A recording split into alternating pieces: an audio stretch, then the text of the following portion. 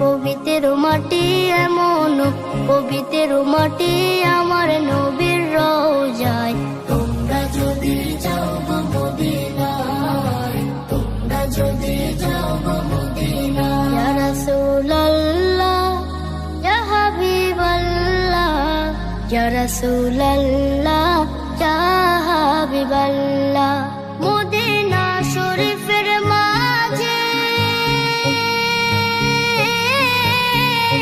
বেহেশতের বাগান আছে, সেই বাগানে শুয়ে আছেন, সেই বাগানে শুয়ে আছেন প্যারা নবী মুস্তাফায়। তোমরা যদি যাও